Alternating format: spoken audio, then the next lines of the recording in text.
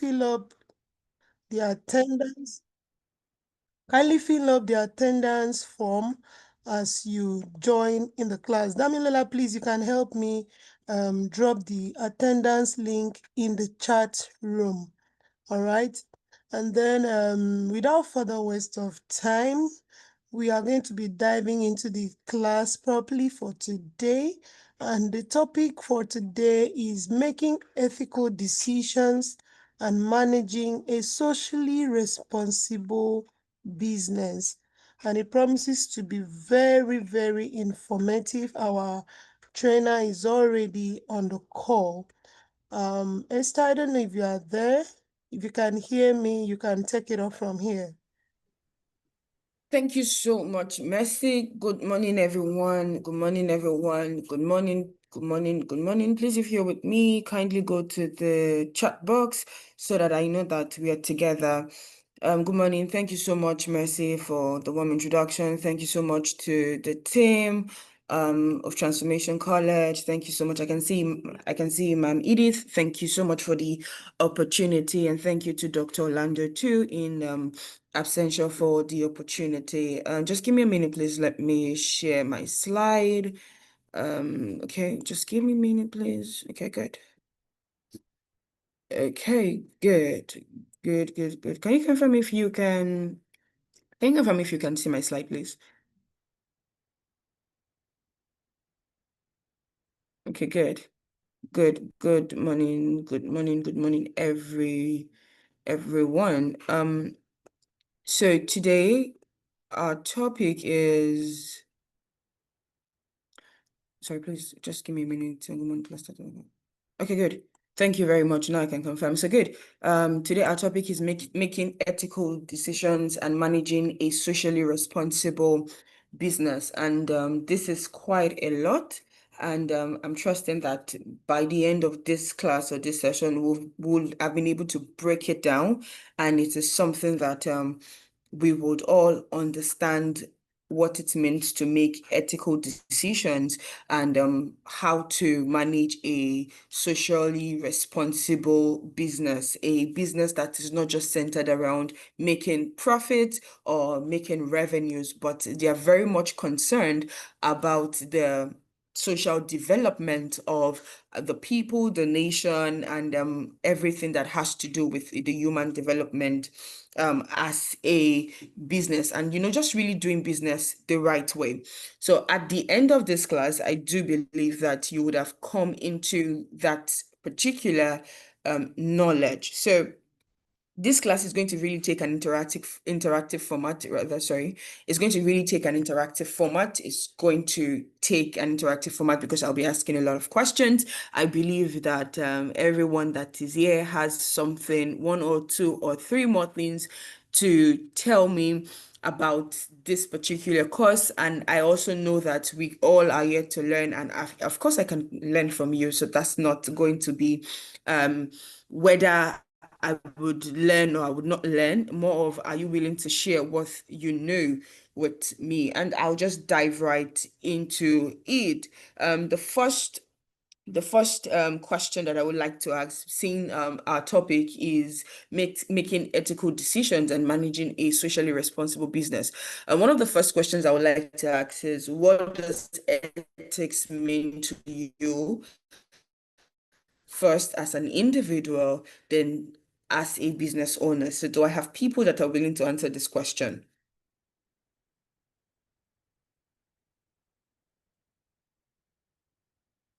Do I have anybody? You can drop your comment in the chat room, or you can unmute your mic, and let's just talk about this, because you see, when we talk about ethics, there is no global standard, or there is no global defining principle per se. And we'll get right into it to see why I said so, right? So there is no, I don't want to say there is no, how am I going to put it now? There is not set in stone rules when it comes to ethics, right? So first, you must be how you see ethics as a person, and going further, as a person, it would then now reflect in your business. So as a person, what do you think, or how do you see How do you see ethics? What can you define ethics as? What are your thoughts when we talk about ethics? What comes to your mind, top of your head, when you hear the word ethics? What comes to your mind? Do I have people that are willing to answer my question? Do you want me to call names? Do I have the liberty to call names? Do I have the liberty to call names? Are there people that are willing to answer? Please feel free to call any name. Okay, thank you so much. So I've seen Bolarinwa's comment. Bolarinwa says that ethics are moral standards and principles and that guides an institution or individuals, and I completely agree. I completely agree. I want one more person, and we could really just take a ride and see really what and break ethics to what it means and how we really can apply it. So I want one more person to come up with a definition for me so that we can move on.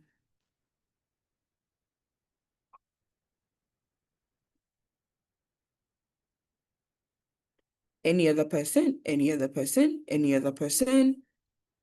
Okay, so because of our time, I'm going to be moving on, but please, I do anticipate your responses moving forward. So ethics are like Bolariwa said, they are indeed a set of moral compass, especially the ones relating to an institution, field, or um mode of conduct. Okay, so I can see Pretty Beauty says ethics are moral rules that govern a person's behavior. Absolutely, absolutely. I believe that ethics are compasses. Let me put it that way. I believe that ethics are compasses that really set the direction or the course in which an individual or an organization proceeds with whatever it is that you're doing. It guides them, it forms it, it shapes it, it ensures that it's the fine line in the sand that clearly says that this is an overbound, or this is a boundary between this and this. And so I do believe that all of the definitions that you have given me is correct. All of the definitions is correct. It's a set of moral principle. It's a set of moral principle. Others says that it's a system of accepted beliefs that control behaviors, especially such a system based on moral. And when you are dealing with people and you're dealing with, because your business is to serve people, I don't think that there's any business that does not involve the people factor. And so if you're in business, you're one way or the other affiliated and connected to people. And this means that there are certain guidelines, rules that must be established for your business to go in a particular direction. So I've covered much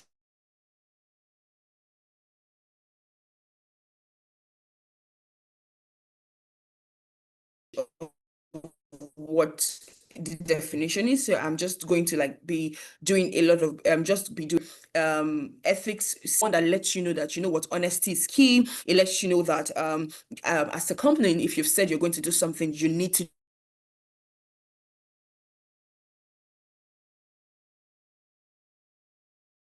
do it. Is the one that says that you have a particular responsibility, that there should not be verbal abuse or physical abuse. There are morals that are guiding us in our institutions and even in our daily living. I believe that for example, I do not expect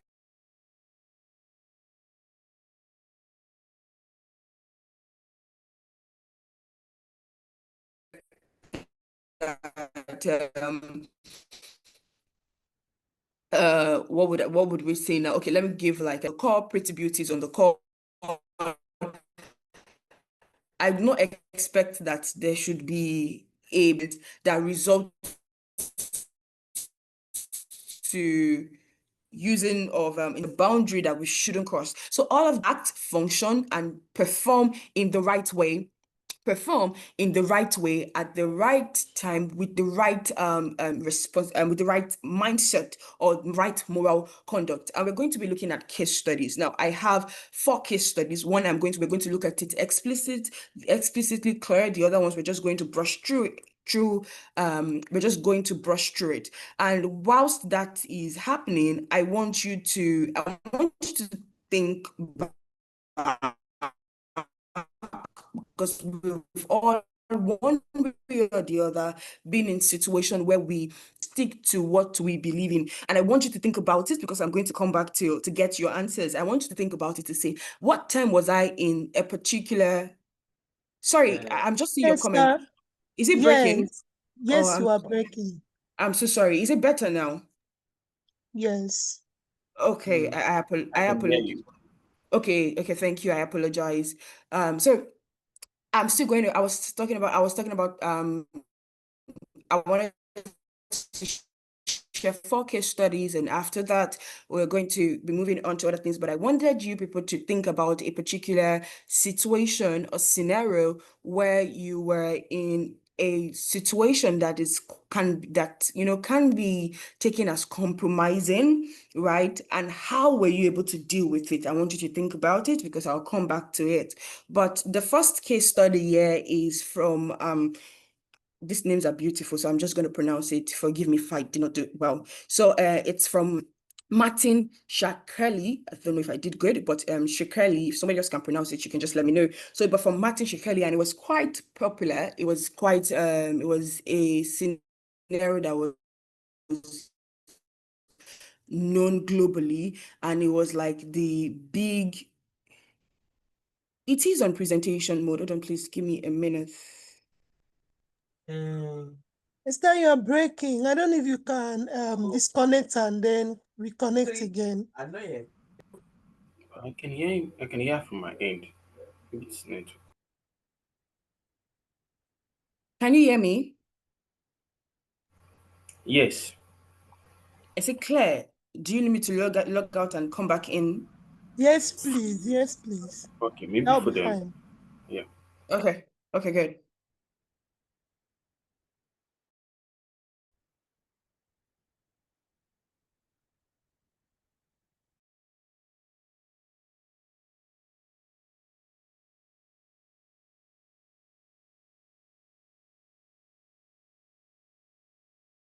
Is it stable now? Is this better now? Yes, it is. Okay, good. So we're talking about the big pharmaceutical scandal. That's the Martin Shkreli's scandal. I don't know if anybody knows about the scandal. If you do, please just put it in the comment section so I know that we are all together. But if you don't, that's why I'm here to carry you on this journey. So Martin Shkreli is the CEO of Turning Point Pharmaceuticals, and they actually produce a particular drug called Daraprim, right? And this drug, on the call, let me check exactly what this drug does, because but I know that it's life-saving. It's called Daraprim. You can check it on your end. And let's see really what it does. So okay, good. So it's an antiparasitic medication, right? And it is taken in combination with other drugs for certain types of malaria. That's what I have here. So it's an antiparasitic drug that, is taken with other medications to combat a particular type of malaria. And all of a sudden, Martin Shkreli came on board, and he increased the price rate by 5,000% overnight. So he did not take it didn't take a gradual process to say, okay, to inform the public, to carry them along, everybody is to see that everybody is carried on board. Instead, let's say you were buying it for let's say you're buying it for 5,000. Let's say you're buying this drug for 1 naira, right? Let's say you're buying this drug for 1 naira. And all of a sudden, you wake up one morning and you discover that the drug is now 5,001. Let me put it like that so that you will get it. Or you discover that the drug is now 5,100 naira. Right. And that was what he did. He didn't give any notice, he didn't give anything. And he did that to ensure that the business is, it's not suffering. The business gets to thrive the way is intended to thrive, for them to make profit. Their drug was in demand or is in demand, and the best thing he thought to do was to increase it. And he said that was a brilliant business idea or business move. That means that he has increased their revenue times 5,000%. And everybody started talking about it, and they were like, this is unethical. This is an unethical profiting. You can't just wake up one morning and dictate it. And to him, it feels like you have no right to dictate how I would inflate the pricing of my products in the market. Now, I want you to think about that, right? I want you to think about that. I'm still coming with more questions, right? I'm going to come in with more questions.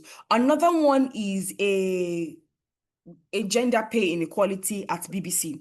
So people Sorry, at Esther. BBC, they discovered Hello, that. Esther, can you hear me? Yes, I can. Yes, sorry to cut in. Can you please put your screen on projection mode so it will be clearer to the audience? Okay. Thank you. Okay.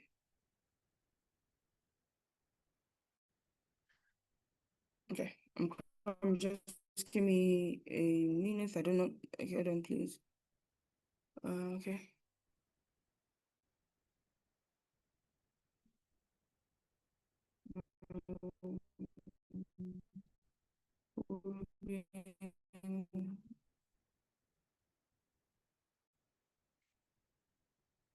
Is it clear now? Okay, it's still, I think I I can see think you clicking on the icon, but it's not affecting. We still okay, see it as can I just help with that? Okay, if you can click on full screen mode, or you can go to slideshow. Maybe slideshow will help you. Click on slideshow up. Right? okay, Yeah. great.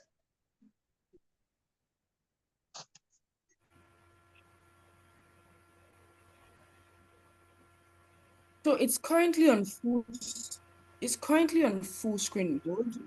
Is it showing now? It's about to come up at my I end. don't know what's happening to my end. Is it Loading. showing? Yeah, it's Or better can now. someone help me project? It's better Okay, now. great. Yes. It's better now. So what we can see now is understanding business ethics. Then just maybe with your arrow, you can move from one to another. It's better now. Esther, you can go ahead. It's perfect now. Then they were earning less than expected, less than their meal count. Please, can someone help me share the screen from? Okay, is it that you cannot see it from your own end? It is okay now. We can see. Can you see it from your end, Esther? Oh,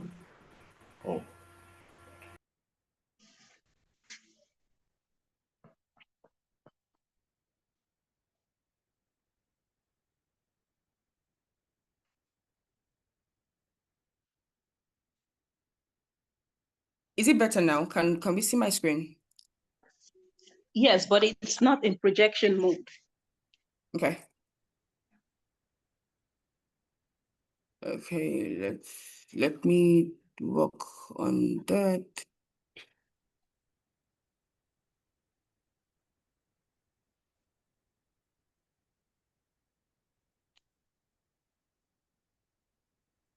Is this showing clearly now? Yes, it's yes, great. it's It's better great now. now. Perfect. Okay, good. And so we have that. Then we also have the Texas manufacturer dilemma, where a business owner faces bankruptcy because he refused to pay bribes, which is common in his market. So if he pays bribe, he can continue running the business and save jobs, right? It can continue running the business and save jobs. And I think this is something that is very familiar, or is something that as business owners in Nigeria that we can relate to. whereby you are being told that if you don't, for you to get get awarded a particular contract, you have to give 10%, you have to do this, you have to do that, right? And so facing the business owner's moral compass, right? Are we going to say that, oh, is this ethical or is this unethical? Before we proceed, I would want us to really dwell on the the Wells Fargo scandal. And I'm going to play a video because I don't know if I don't know how many people are very familiar with the Fargo Wells what's the name now, scandal. How many people are familiar with it? Is there anyone that is familiar with it? Is there anyone that is familiar with it? Okay, I'm just No, I'm not. okay, good. So that's why I'm here today. I am going to be showing you a very short video that would enlighten you on the Fargo Wells scandal.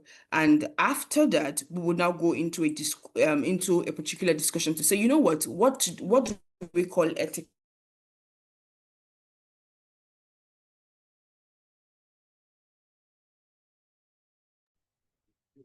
I don't know if anyone And can what do still we hear justify her. as Oh, not still. I can't hear you. you can't hear? Okay, it's okay now.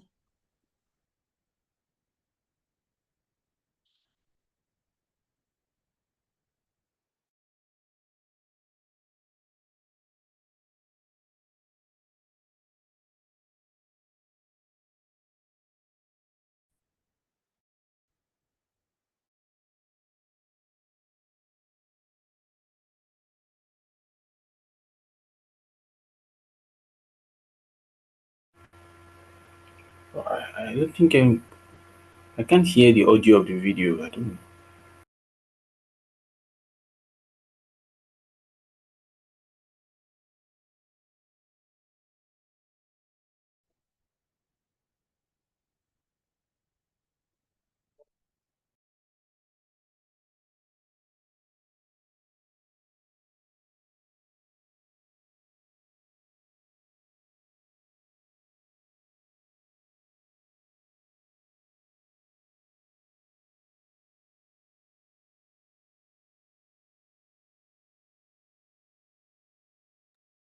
I think we've lost her. Please be. Esther, are you still there? Because we can't hear anything at your end.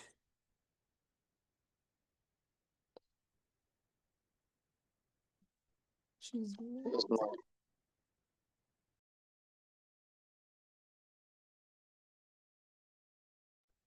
Please let's be patient while we try to get her back. Thank you.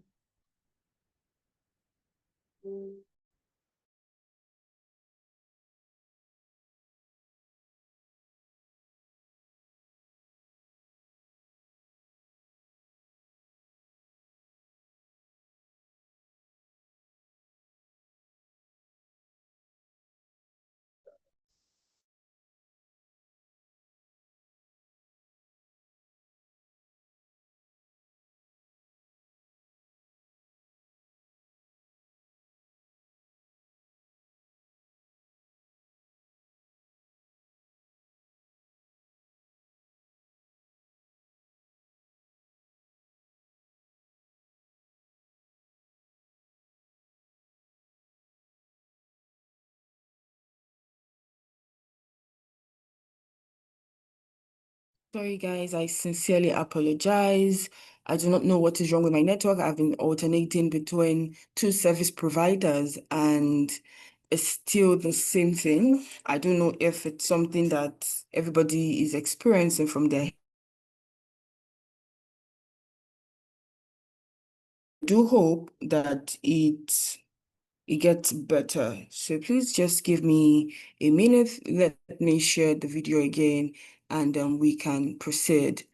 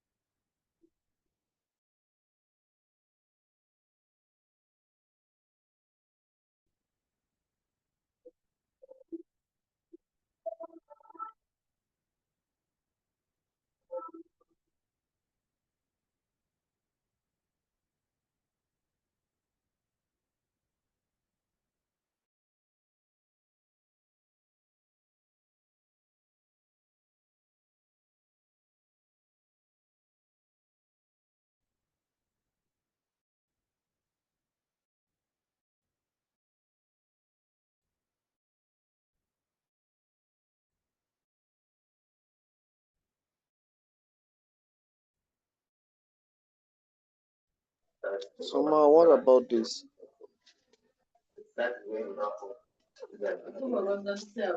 Hi, can someone hear me?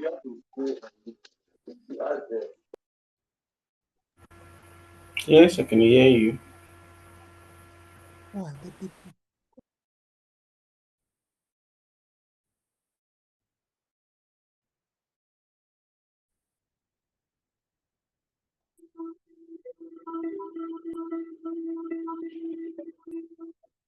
Sorry, hear you. Can you hear me?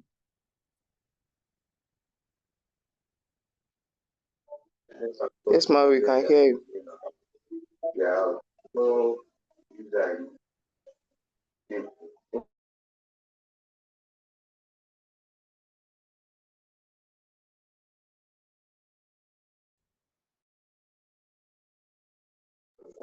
So, Ma, this is an example of what I'm going to say is reality pics.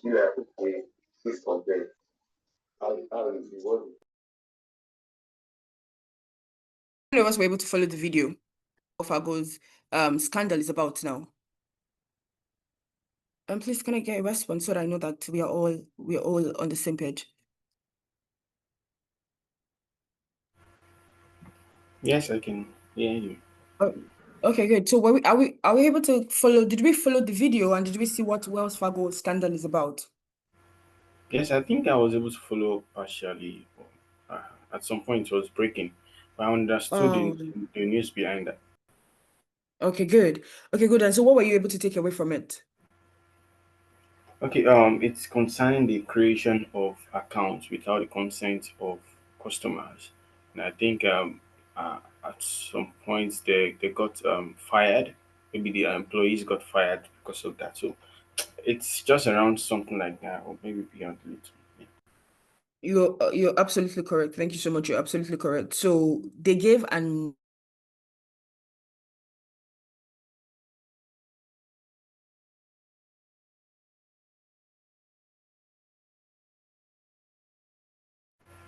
Sorry, I can't hear you again. They gave what?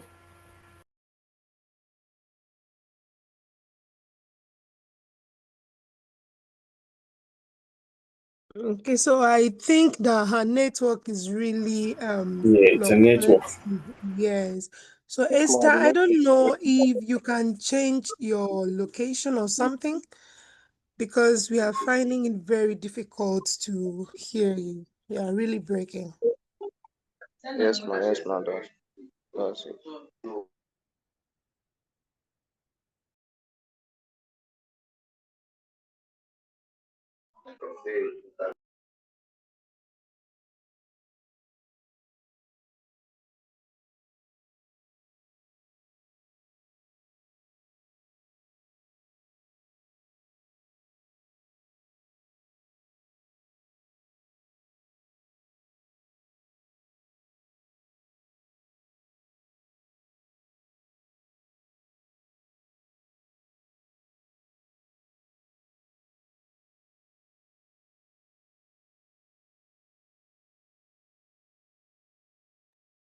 Please let's be patient. Our network is really giving our issues. Let's try to get her back on the call.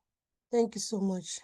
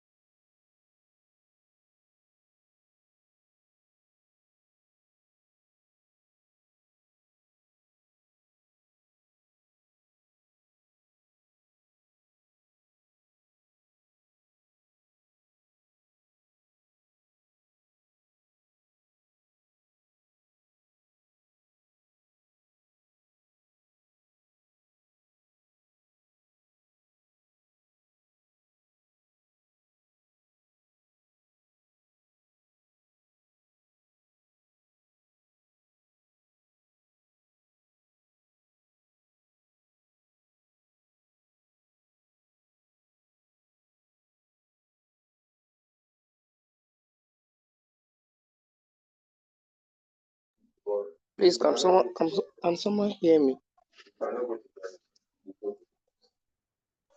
Please, we are trying to get her back on the call. Be patient. Thank you.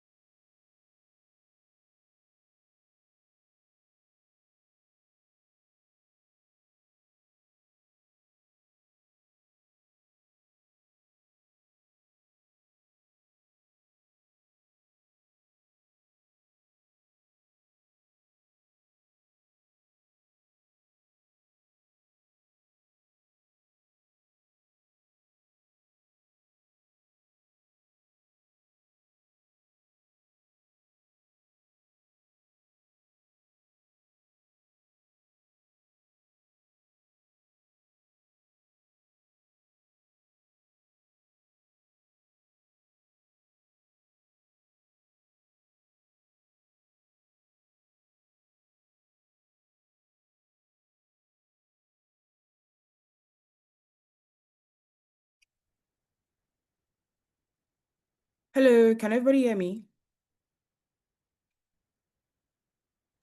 Yes, welcome back, Esther. We Thank you lost so you much. for a while. Yes, a really long while. I had to change to another network provider again, and I'm hoping that this one really does not stress us, and you can hear me clearly. Sorry, and I sincerely do apologize for the break, and I hope that from year going forward we enjoy a stable network. Sorry about that too. Yes, please. Can anybody remind me where okay, yes, I was talking about the Fagowell scandal and how that they were padding their numbers and how some customers lost their money in the process, and how till date, Fargo did not take responsibility for it, whilst they are still they're reimbursing their clients, they're reimbursing the customers, those that lost money, and they fired, I think, about 5,000 plus staff of theirs, some low level staff and some mid-level manager, but no top executive was held accountable, and there was nothing that was done. So, and I was talking with respect to what it is that they did, and people and the community or the society saying they didn't tender an apology. Their CEO didn't say, oh, they were sorry, they would do better in future. There was no release of such. It was only the monetary compensation or reimbursement, and the firing of low-level staff. And that was the conversation around the Wells Fargo scandal. So I'm not putting it to the class. What are your thoughts? What do you think? We've dealt with about 3-4 case studies now. So what do you think should have been done? What are your thoughts? What do you think should have been done? How do you think Wells Fargo should have handled the scandal? What do you think the pharmaceutical scandal, how do you think you should have gone about it? Do you think it was wrong for inflating its product? They are the ones manufacturing it. The public is not manufacturing it. But do you think that they are correct for inflating it overnight, or do you think that they should have done better, since it's a drug that the community needs, people need? They should have carried people along. They should have said something at some point instead of the outrageous 5,000% increase overnight. So what are your thoughts with respect to this scandal, so that we can quickly move ahead?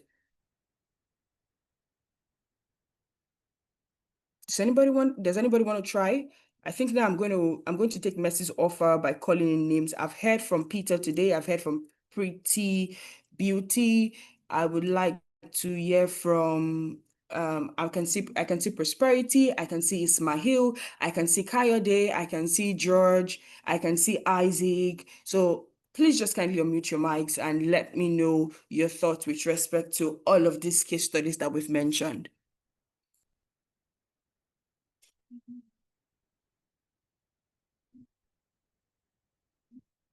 Is anybody on the call? Ismail, George, Isaac, Prosperity?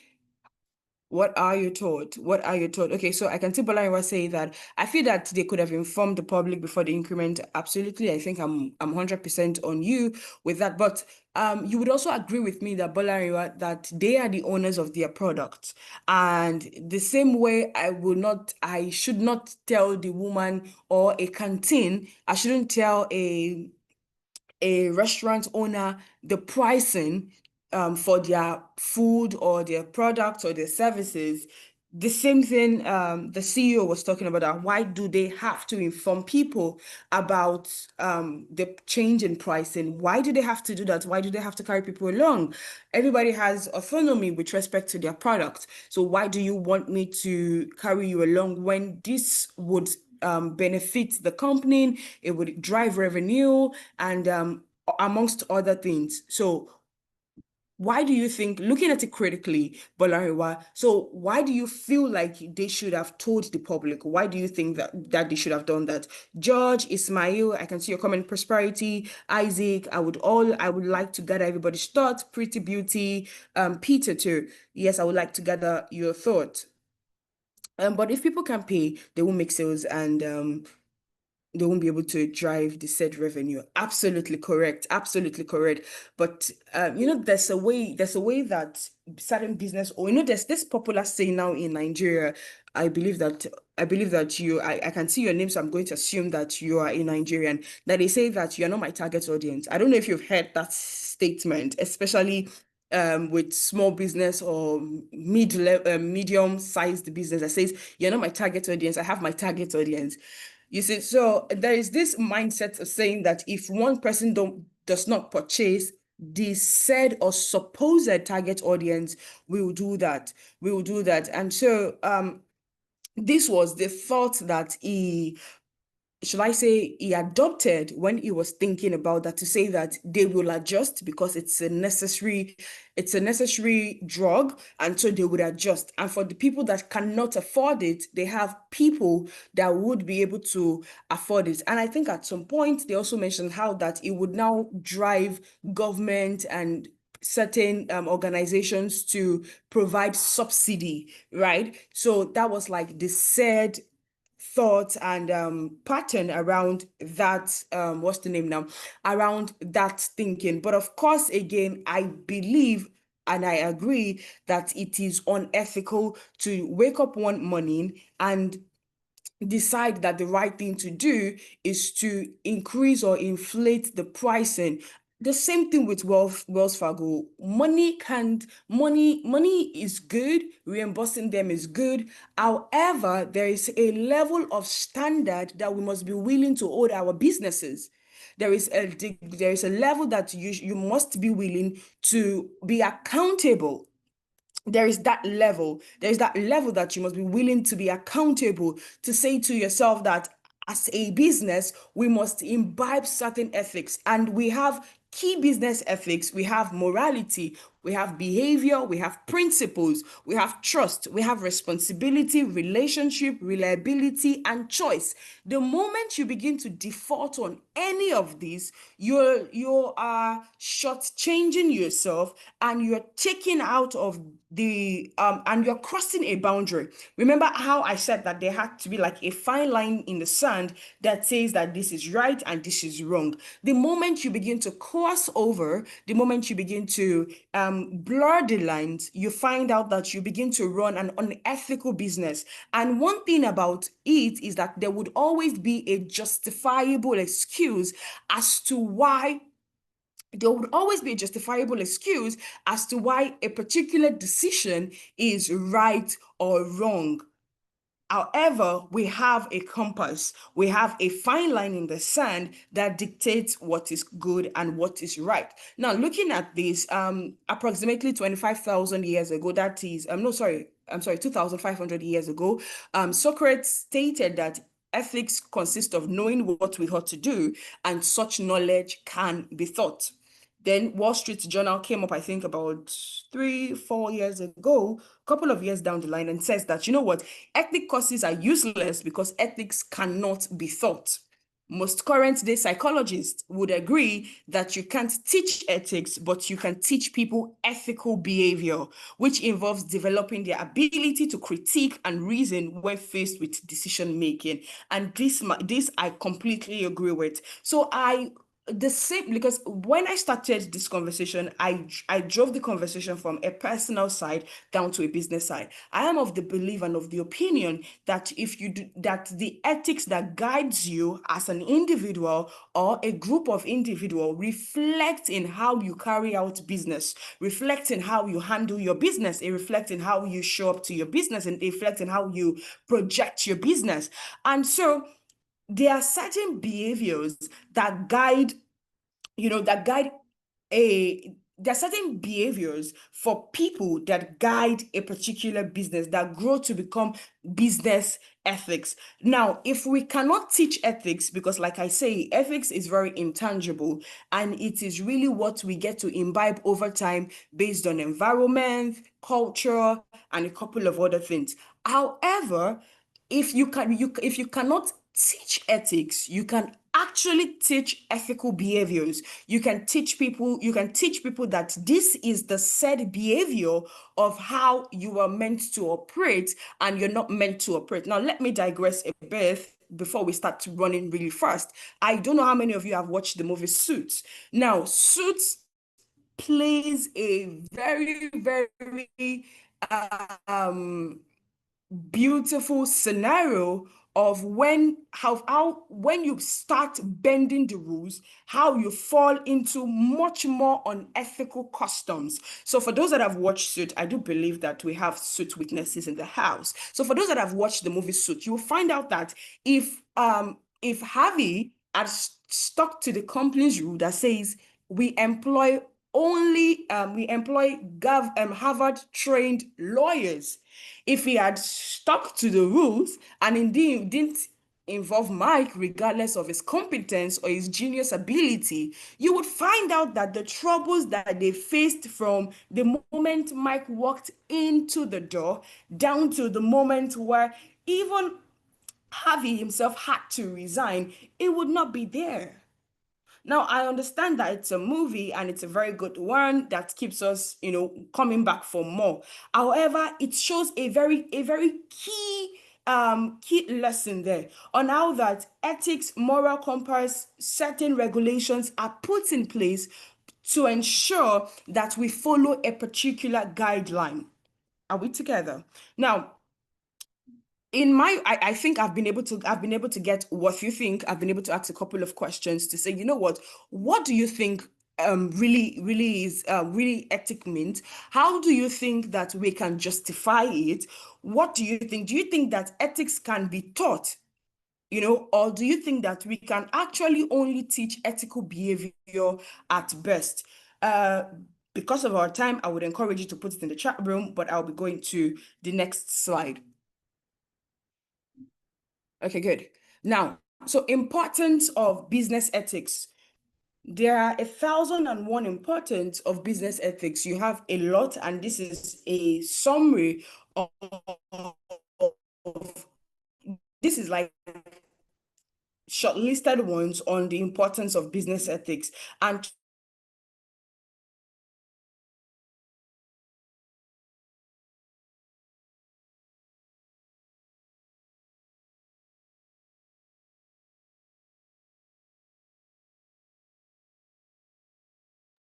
Please, can anyone still hear her? Esther, your network is breaking again. It's breaking.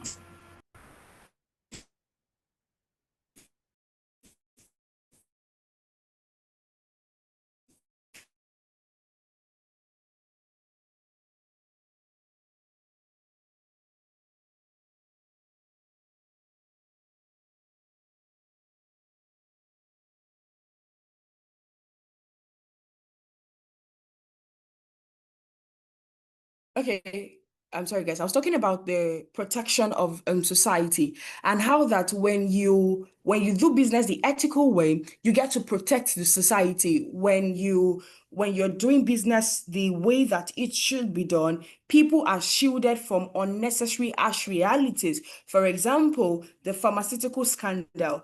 The 5,000 percentage was ridiculous.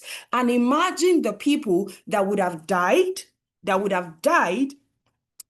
people that would have died because it was not accessible as at the time needed. Also, okay, don't let me bring that up yet. So you get credibility in the public. You of course, your team members, the employees, the management, everybody knows that we're doing business the right way, and we're coming together. Increases loyalty. There are some of us here that have been using a particular brand, not because of anything, but because of loyalty. Because we feel like, you know what, this is it. Business is being done here the right way. The moment they find out that business is not done the right way, they get to leave. It reduces business risks, it increases social responsibility. Employees feel comfortable and safe. Employee wants to stay in the business long term. Trade and community organizations want you as a member, in hindsight or in the long run, it increases profitability. Clients and customers believe in you and your company, and they want to support it. This right here is what we call the importance of business ethics. This right here are the key importance of business ethics, to say, you know what, at the end of the day, when you do business the right way, when you carry out your process in the way that reflects optimal ethics, you will find out that these are the things that you would profit from. These are the things that you would gain. These are the things that you would see would happen. Your product, your service will correspond with basic human needs. They are willing to stick with you. They're willing to be with you. They are willing to support you. There are some persons that regardless of whatever happens, you find out that they want to stick with you. For example, I remember the recent fire incident that happened with UBA. It was not them, but the tower that they were in. I think it was I've forgotten the part of the business that was there, but one of their offices was on the building. And initially there was a press release that came out that was quite insensitive, right? It was quite insensitive. And immediately their chairman, that's Tony Elumelu, came out. He apologized, took responsibility for the initial release that was insensitive, addressed the public, ensured that everybody was addressed properly, showed that, you know what, we understand the pain, we understand the struggles, we get what it is. And he was able to salvage that particular situation, right? And people were able to say, you know what, this is right. Thank you for saying the right thing. Thank you for correcting it. We were worried, we were this, we were that, we were this. So this is what happens when you do things the right way. It strengthens people resolve in the business, to say, you know what, the people handling this business are humane and they're willing to actually carry us along. Now, benefit of managing ethics in the workplace: you have helps maintain a moral course in turbulent times. Attention to business ethics has substantially improved society. Again, I would say it. There is no way you want to take out business from societal development. I know that we probably might not see it. We probably do not think that it is necessary. However, there's no how that you're going to run a business, or you're looking forward to a fully functional society, that you won't be thinking about the business or the private sectors that are involved in that particular region or surroundings or location. And so this means that businesses have a portion to play when it comes to maintaining the improvement of society, maintaining the moral compass in a society. It supports employees' growth and meaning. It helps employees because nowadays, whilst we want to work for money, whilst we overall we would say we are working for money, the truth is that many people are tilting towards money motivation to purpose motivation. I'll take that again. Now, the statistics show that many people are tilting from money motivation to purpose motivation. And this means that this simply states that, the work that I am doing, how is it contributing to the grand purpose? How is it contributing to the improvement of people, of lives, of society in general? Is my work meaningful? Is what I'm doing meaningful? If I don't do my work well, would it affect anybody? Or am I just doing it to earn a living? And gradually people are tilting from money-driven career to, purpose-driven career, to say, you know what, I think this is how I can contribute at the long run or on the long run. So it avoids criminal act of omission and can lower fines. Trust me, when you begin to cut corners, you would actually keep on cutting corners, and one way or the other, you would get to meet your Waterloo in a short-term base, right? And so when you do business the right way, when you do business the correct way, you get to avoid criminal acts. You get to avoid it completely. It gets to be away from you. You get to run your business and you're able to sleep at night because you know that you are handling your processes the right way. And when authorities demand for papers, you are willing to show them the right papers. It also helps manage values associated with quality management, strategic planning, and diversity management. You see, when you do business the ethical way, you're asking yourself, how can we include the quality? How can we improve on what it is that we are offering to people, whether it is service, whether it is product? You're saying to yourself, how can we improve? We are not just profit driven. Of course, profit is important, but we're not just profit driven, we are also quality driven. How can we offer the best quality at the best price point? Also your strategic planning and your diversity management, whereby you're not segregating, you're paying people for the value they're bringing in. You're not looking at, oh, this person is a female, this person is a male, this person is white, this person is black, this person is gray, this person is blue. Regardless, you are actually being fair in your organization. Promotes a strong public image. Of course, it makes you look good. It makes you move from greenwashing to actually putting in the work for the right impact. It balances organization culture. Formal attention to ethics in workplace is definitely the right thing. Now, recognizing unethical business activities, and I feel like a lot of persons will relate to this, and I'm saying you relate to it not because I think that you're doing it. I think that you relate to it because we have 1,001 case studies for each of these points that have been listed. Taking what is not yours, whether it is intellectual property, whether it is tangible property. Why are you taking what does not belong to you? I do have a younger sister that says stealing is stealing, right? And so even if it's a pencil or a sharpener, it's stealing. And even if it means lifting somebody's work and branding it as yours without giving due credit, it is stealing. If it means you copying someone's recipe, someone's product, then it is still stealing. I think there was this story that was going around that included Coca-Cola and Pepsi, how that a worker in Coca-Cola company decided to take their secret recipe and sell to Pepsi.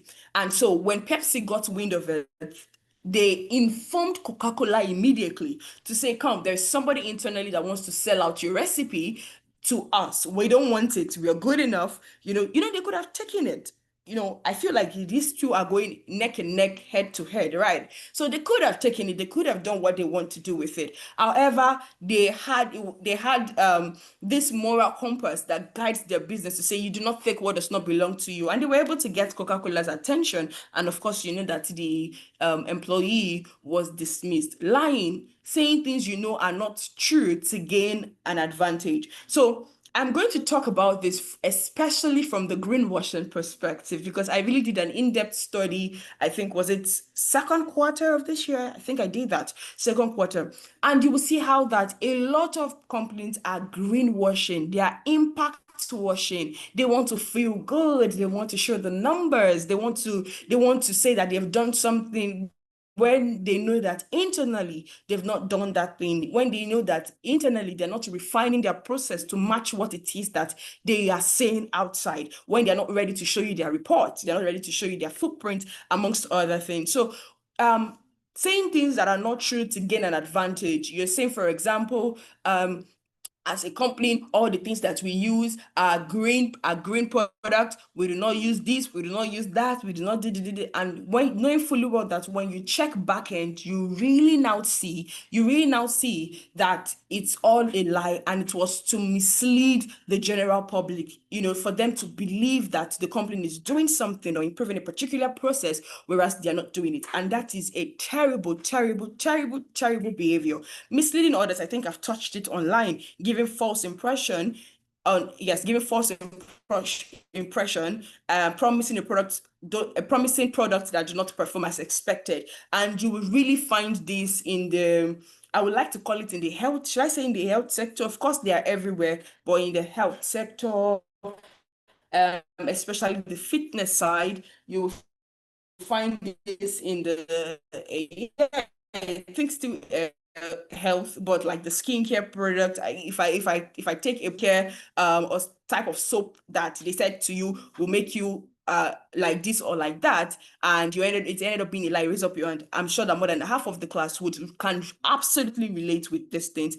For is conflict of interest, using your position for personal gains or influencing decisions inappropriately. And this really speaks to this. I would like to take this from the government perspective, right? I would like to take this from should I say government perspective, or let me even use business perspective. And I would like to use like a government private sector scenario whereby your uncle is the head of a particular committee, the head of a particular people that is seated, or governance, people, a particular sector, an agency, and you want the project to be awarded to you, knowing fully well that you are not going to be able to deliver, you cannot deliver it, it's not possible, you will not be able to do a proper job, and you say, because we are bearing the surname, uncle, remember, I'm your family member, and they now give it to you. Right? They now give it to you, whereas people that are able to deliver 100% are not being awarded the project,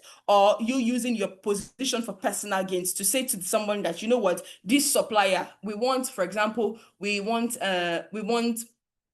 notepads, but before you supply this notepad, you would first of all give me 100,000 so that I can pitch your name properly, and I can ensure that you are the one that you're the one that is going to be used. All of these are unethical, and it's not meant to be done. Withholding or sharing sensitive information, not disclosing important information, or improperly sharing private details. I think the Pepsi case speaks to the letter, and not disclosing important information.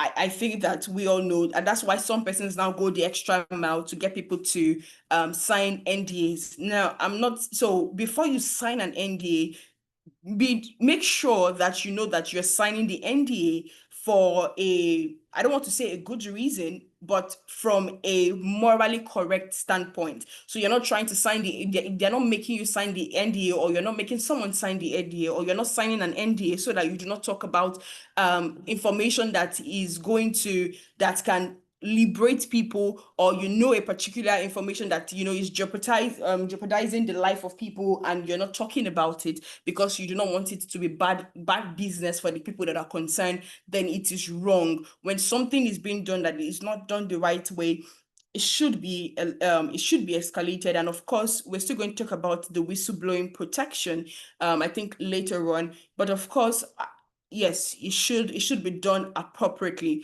Taking unfair advantage, exploiting people who may not fully understand the concept, the complex agreement is totally bad. You do not let people sign agreement documents that they are not properly informed of or something. And I think that I don't know. I don't know if I don't think it's an appropriate example, but again, right, you see these things happen real life, where you see that some persons have signed certain agreement, some persons have signed certain non-compete, somebody has signed a couple of things, and they are just unfair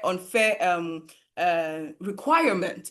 However, ensure that you do not, as a business, again, like I said, it first starts from you as an individual, then down to the business. But as a business, ensuring that you do not exploit people, you make sure that you understand every single thing that you're doing before they sign it. Abuse of power, talked about it. Breaking the rules, you're not meant to break rules. Follow the rules, are there for a particular reason. You follow it. And this one is tolerating unethical actions, failing to report or challenge unethical behavior in others. Like I said, there should be a whistleblowing protection ideally, and I do believe that there are ways that you can even report certain actions without jeopardizing your own image, if that is what you are concerned with. But please, we as businesses, as individuals, we need to stop tolerating unethical actions. Yes. So now you understand unethical situation. So the next question is, what do you do? The action that takes it from partially based upon or her ethical philosophy. So the environment in which we live, we work, also plays a role in our behavior. Remember, I spoke about it, right? How that you necessarily cannot be able to rely on the quote and unquote standard. And I said there is no standard because you know what, we're all from different environment, and our environment influences what we believe is ethical or not ethical. I think I get to watch a couple of documentaries when I'm free, and I remember one documentary that I saw that involved a particular remote tribe in a remote land. Can't remember the location anymore, but how that when somebody is their enemy and they see somebody that they do not recognize, what they do is that they kill the person and cook the person and serve it to their young ones. No, they cook it with pork meat and serve it to their young ones and people, with the belief that it makes them strong, right? And so somebody coming from that environment that does not go through a sensitization of ethical behaviors might think that if somebody is opposing you in a business or something, you do the needful. So you understand there are different norms in different society, and I believe that we need to train people based on ethical behaviors, because you really cannot trust the ethical standards they're coming with, because we are all from different society. I hope that you we are still together and you understand what it is that is being said. If you have any question, please let me know. Just put it in the chat room. I would address it as soon as I am done.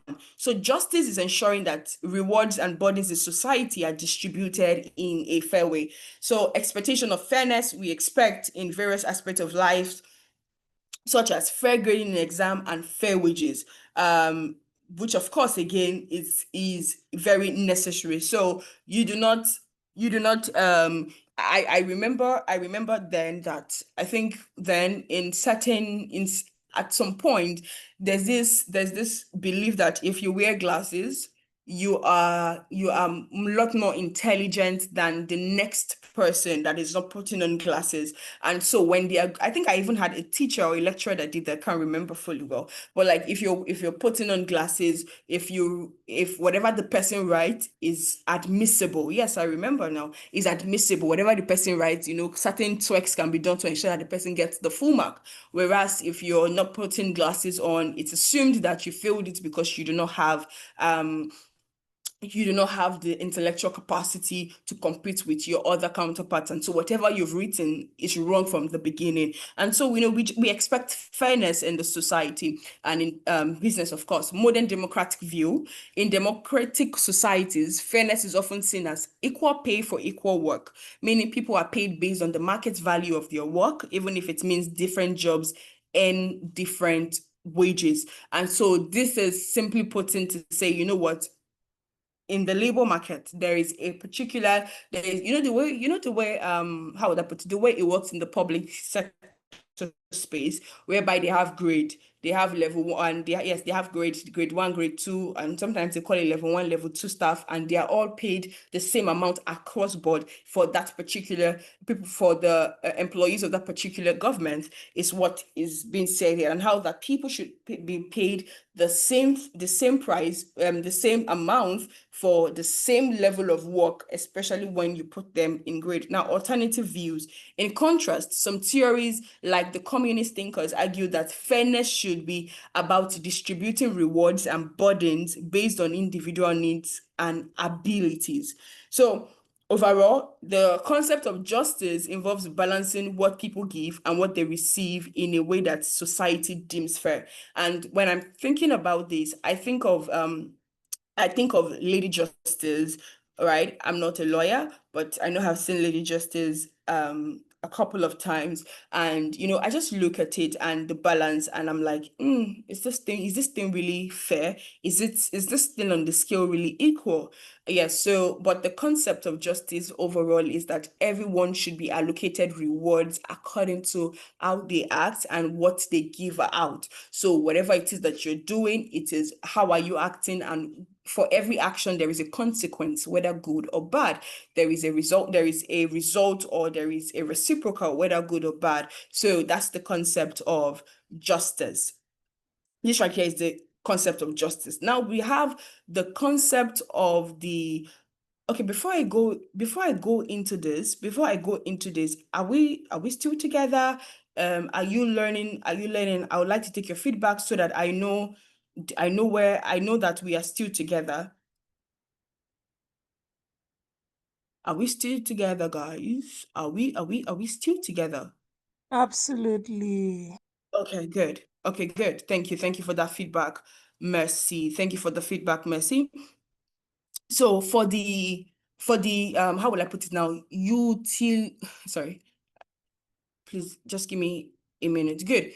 So for the utilitarianism, seeking the best utilitarianism. Good. So utilitarianism, seeking the best for the majority, right? And simply means when you're making decisions, because what we're talking about now is how to make ethical decisions. So we've talked about justice. Now we're talking about the utilitarianism side of it. And we're saying that, we're seeking the best for the majority. What do you think it should entail? And one of it is that it is choosing what is right or wrong what is the difference between right or wrong. That's just it. So one of the philosophies that may influence the choices between right or wrong, choosing for the majority focuses on the consequence of an action taken by a person or an organization. And when an action affects majority adversely, it is morally wrong. Again, like I said, so I think it's Bolariwa, right? So this exactly is the principle that makes what's the name of the company again? The pharmaceutical company, what they did wrong, because the majority agrees that it is wrong. Now says that, however, there are several challenges to this approach. So this is a second approach. We have uncertainty. It is very hard to predict exactly how a decision will affect everyone involved. It is very hard to, it's very hard to predict exactly how a decision will affect everybody involved. So for example, what case study now would I use so we understand this thing properly? So for example, I say to everybody, turn on your camera. I don't know if that's like a right example of that, the right example or case study, but regardless, let's just wing it. So we say to everybody, turn on your camera, and some persons don't think that it's the right thing. Some persons feel like, you know what, yes, I'm happy to see the people that I'm in class with. Some persons are like, no, I don't want it at all. No, this is not right. This is not right. I'm not dressed for it. I'm not interested in it. And I say to you, everyone, if you don't turn on your camera, I will take it as you were not in the class. Do you understand? Some persons are probably on transit. Some persons are in the class, but they're multitasking amongst every other thing. So it is very hard to predict exactly how a decision would affect everyone involved. So that means that if I insist that everybody turn on their camera, it means that for somebody that does not have enough data, that their data is going to be exhausted within the twinkle of an eye. Right? I'm not saying that is justifiable. I'm just giving you scenarios. So that makes it quite dicey for this method of justification. Now we have the winners and the losers. Every decision usually benefits some people while harming others. For instance, firing a few employees to save full-time jobs for others creates clear winners and losers. Now, okay, let me finish this and I'll give you a case study. Unacceptable costs. Sometimes the negative effect, no matter how small overall, are so severe that many people find them unacceptable, right? So no matter how small, once there's a negative impact, people don't find it acceptable, like causing significant harm to animals for research.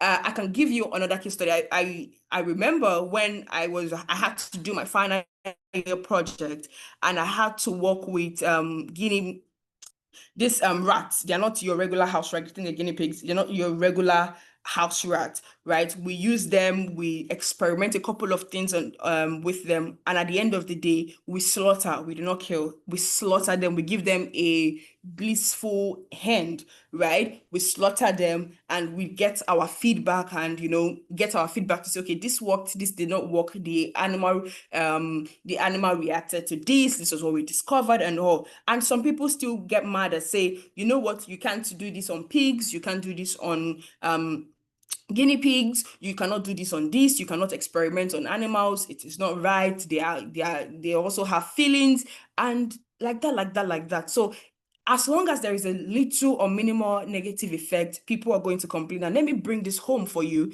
so that you can relate to it properly. Remember during COVID-19, right? How that, I think, was it yesterday? I still read the impact of COVID-19. I still heard about the impact of COVID-19 to the social enterprise economy. I still read about it. I still heard about how that COVID-19 really made a lot of things dicey for them. But now let's talk about COVID-19. So, excuse me, please. Government imposed lockdown to protect public health, even though millions were lost. Right? So what am I saying? Trillions was lost. Millions lost their income. People lost their jobs. People were not able to go to work. But the government imposed lockdown, and they said, everybody stay at home. You are not allowed to go out. You're not allowed to, if you're not a health practitioner, you do not work with the health sector. I think a couple of law enforcement agencies still were in operation, but that was really it. There was no so much economic output or input when it comes to money. You would look at it and say that's a bad thing. I don't know what you I don't know if you get the point. I'm really hoping that you understand why this system and the reason why it is still uncertain, right? You would say that the government locked down everybody to protect everybody's life. Lives are very much important, even though it costs millions. And so when you are faced with making a decision, you might have to start looking at what your priority really is. What your priority really is as a company or as an individual. Another example would be, for example, in Lagos, I think, was it? Yes, in Lagos, there has been this ban that has been everywhere, whereby you're not allowed to sell by the roadside, on the street. Like not street now, but like major roads. You're not allowed to sell there.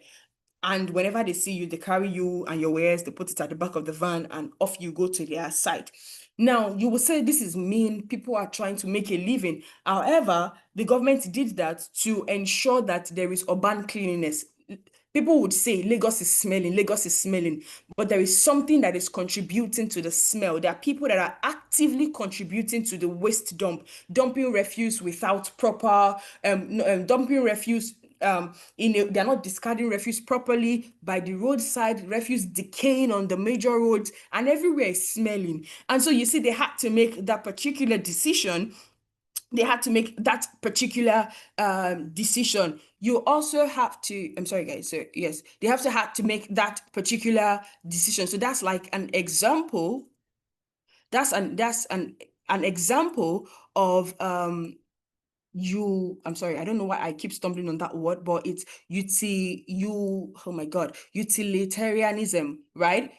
So I wonder why I keep stumbling on that word, but yes, you understand where it is I'm saying. So following our obligations and duties, the philosophy that says people should meet their obligations and duties when analyzing an ethical dilemma is called deontology. So the philosophy that says that we should be able to meet our obligations and duties is deontology. And a scenario would be, a journalist has been sworn to tell the truth, but doing so would expose a source and endangers life. What would you advise the journalist to do here? What would you advise the journalist to do here? So the journalist, a lawyer, has been sworn in to say, you know what, I'm going to tell the truth. I'm going to fight for the community. I'm going to fight for the people. I'm going to uphold justice. But in doing so, it would expose and endanger lives. What would you advise that this journalist to do? Don't forget, he has sworn, he has pledged allegiance. He has said he would tell the truth. It will cover stories. It would really do the right thing, but it involves endangering of life. So what would he do? Or let me bring it home a bit.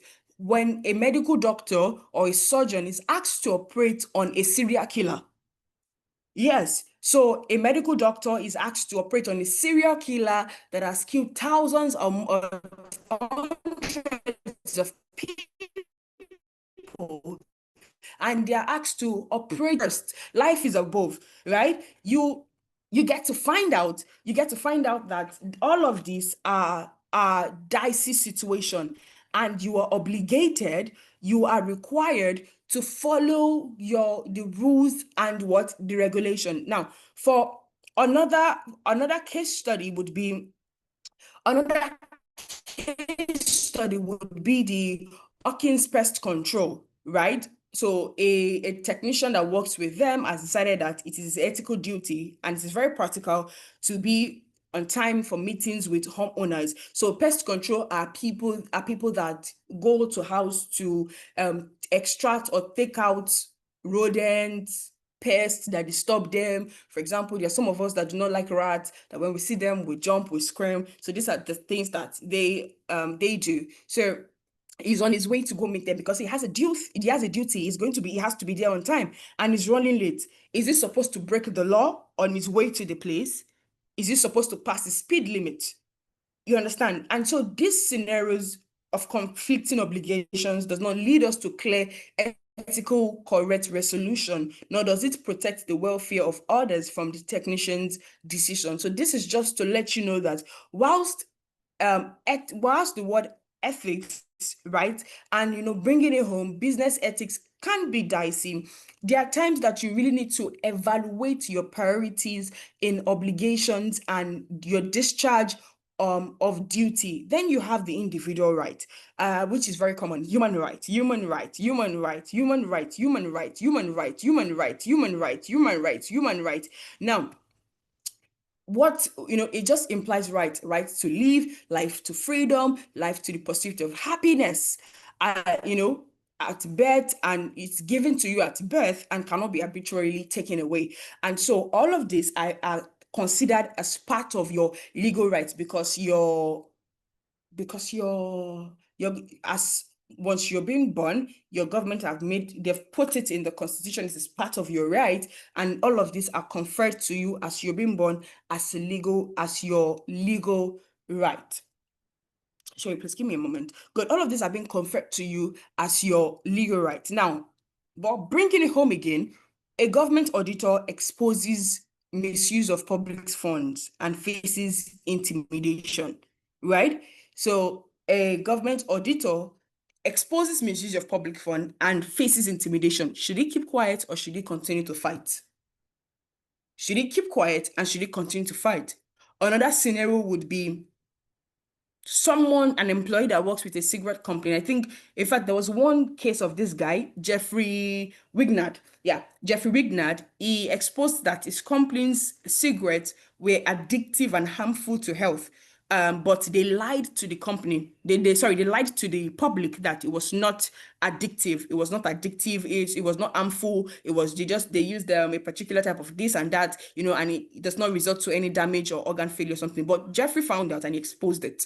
And the moment he did, he lost his job. He lost his reputation and peace of mind because people were threatening him. They were threats that was being sent to him. Overall, it saved lives, but at what cost? So I'm going to ask you a question. You can just put your answer in the chat room or something.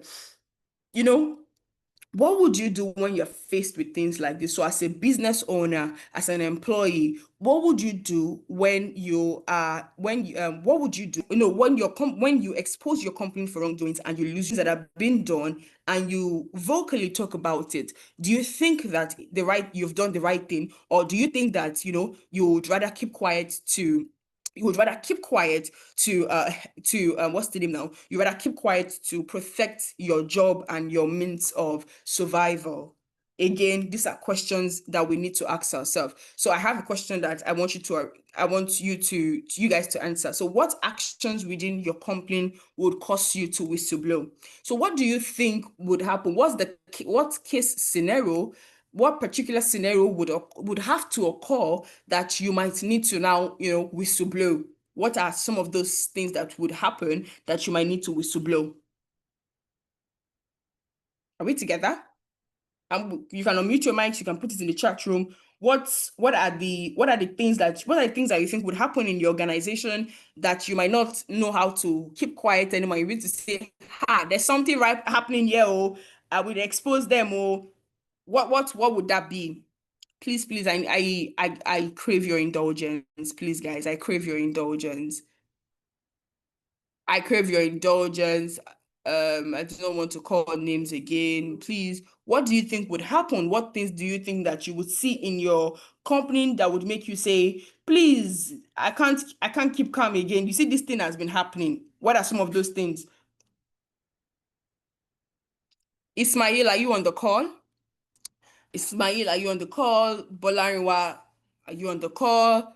Elizabeth, Haruna, Pretty Beauty. I really want to see your face, Pretty Beauty, because you having these two names says a lot. Prosperity, yes. Please, I really love to crave your indulgence. What are the things that you think would have to occur in your workspace for you to be able to properly whistleblow, to be able to talk, to say, you know what, these things are, we can't handle them? If we do not answer this question, I would assume that, we're not in this class, and this class is not, it's not worth it. And No. I'm really enjoying the session. I don't know. I have to say something, right? So what would make me to whistleblow would be that there is a theft going on, whether it's going to affect my job or not. But if there is a theft going on, and probably you have been maybe checking this person out, he's been doing this for a couple of times, and this time around, maybe you've been talking to the person and the person refused to change, and this time around, he now or she did a very big or he stole something very big that whether it will affect the job or not, I'm going to whistleblow. So that's it, theft. so in the case of theft, you're going to whistleblow, but the theft now has a caveat. It has to be big, it has to be massive before you whistleblow. Is that correct? No, not really like it has to be massive. There are things people do by mistake, right? And then you try to put them in the right place, and it feels like they have heard you, but then you now see that is a part of them. In order to keep your integrity, just whistleblow. Whatever that wants to happen, let it happen. That's it.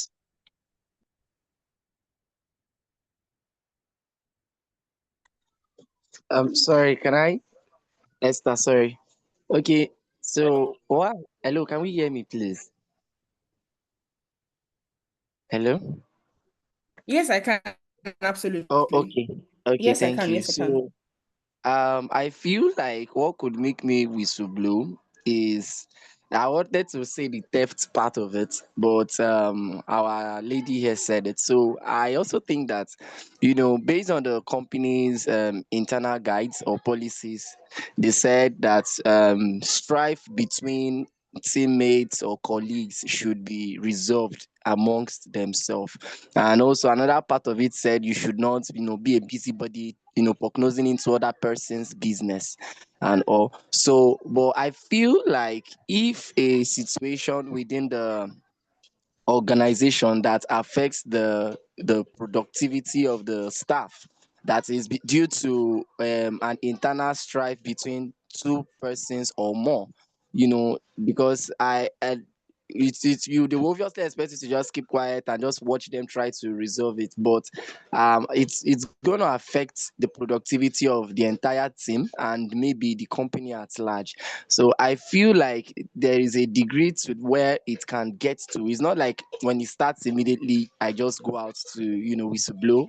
But there is a point that it gets to, and I'm like, okay, you know what? At this point, you guys are not bringing it to the management or bringing it to another person that could, better help you guys resolve this particular argument. So maybe I would just have to like whistleblow to a proper authority so that they can kind of step in and mitigate the issue on ground, and so that the productivity of the team and the productivity of the company is not affected in any negative light.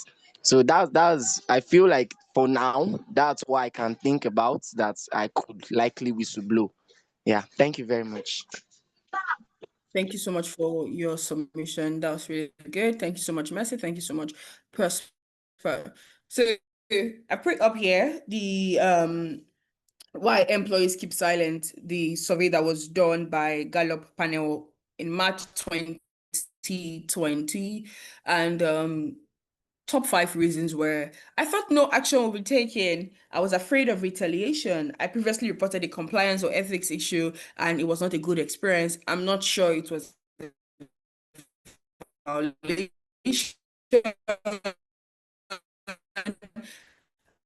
Um, I addressed the offender directly quickly and tried to resolve it. So this is some of the reasons why employees keep quiet about breaches of compliance, about breaches of of ethics rather. This is why some employees keep quiet.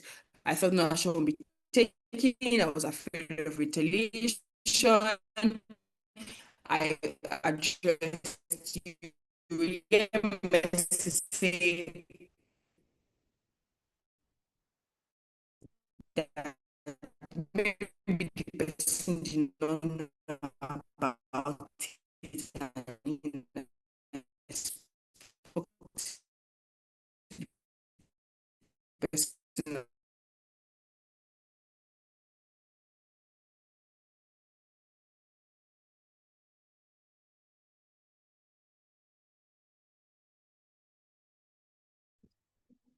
Okay, good afternoon, everyone. I think she has been logged out. Hi, sorry, I'm back here. I'm sorry. I apologize for my network. I do not know what is going on, but I'll continue regardless. So the case of Bernard Madoff, he was given 150 years in prison for swindling clients out of more than $65 billion. We also have the former United CEO, Jeff Smirk, company after a federal investigation. And you see that all of this are ways that you can encourage ethical behaviors, where you begin to make sure that people take actions for people get the consequences for their actions. So organizations can reduce potential for these types of liabilities claim by educating their employees about ethical standards, by leading through example and through various informal and formal programs. So really it starts from capital development. Again, like I said, you cannot assume that you all have the same standard of ethics, right? Or moral ethics, because environment really dictate some of the things that we imbibe. Whilst you cannot teach ethics, you can. This is the right thing. This is the right thing to do. And you see that you begin to engineer people of way, and ones would follow what they see that their managers are doing. Is they get to observe them, they get to watch their work, what is acceptable, what is not acceptable. Offering ethics training programs, course again, still capital development, ensuring that they take courses on ethics and they are equipped on it. Now, an ethical dilemma used for an employee training. So I would, because of time, I might not really ask us to go into this, but I want you to take a screenshot of this screen and ask yourself questions about this and how would this be done. So I'm going to assume that we've all taken a screenshot of this page so that I can move further. The same thing with the Madoff story, the man that stole the $65 billion, right? And he has 150 years imprisonment. Of course, that person is literally life and in prison kind of sentence that he got. But you can watch it on Netflix. It's a super amazing movie. You should watch it and you should look at it. So C would be establishing a formal code of conduct. You would hear when Prosper was saying something and he made reference to the guidelines, employees and book. So as an organization, you're meant to have a formal code of conduct that states what is acceptable and what is not acceptable, that states responsibilities and behaviors. You're meant to have it. This on its own guides it. And D, making the right decision. In many situations, there is no simple right or wrong.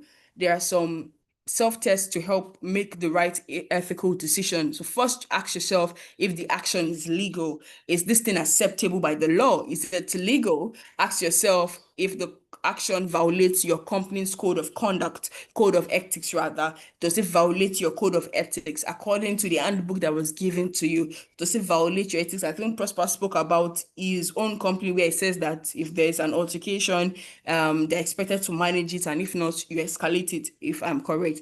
Third, you ask yourself, if the action meets your personal ethic philosophy, then if yes, your decision must still pass two important tests. So after you've asked yourself this thing I'm about to do, is it legal?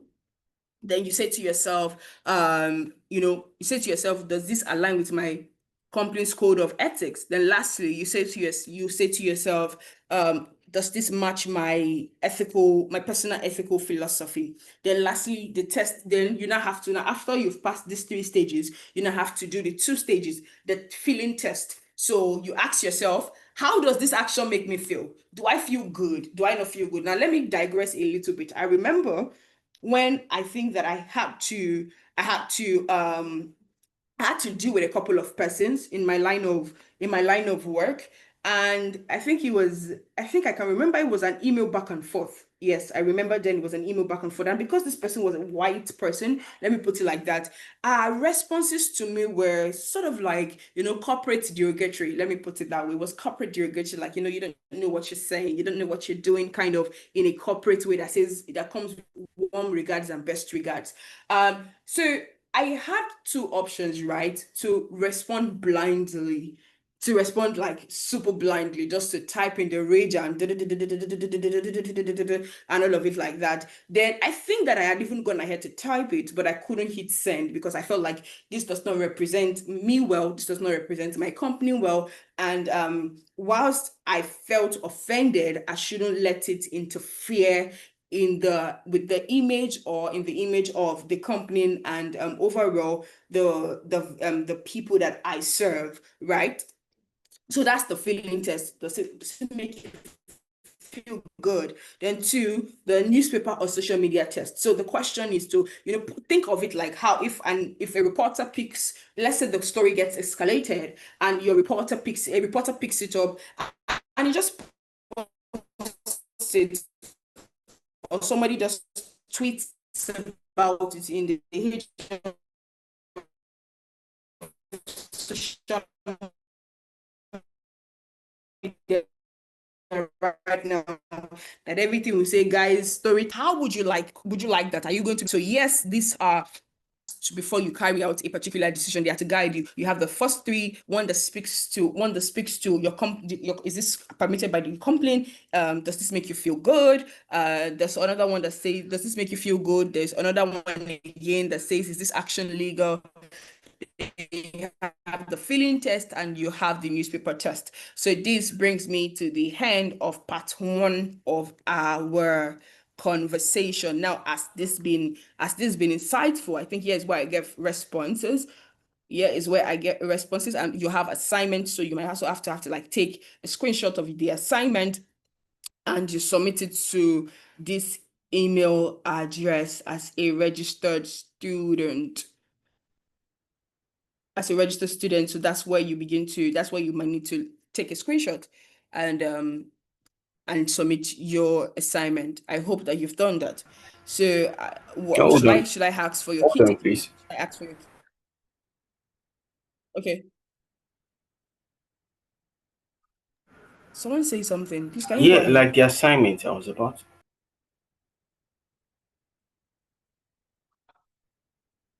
Hello? Am I the only person that can't hear what he's saying?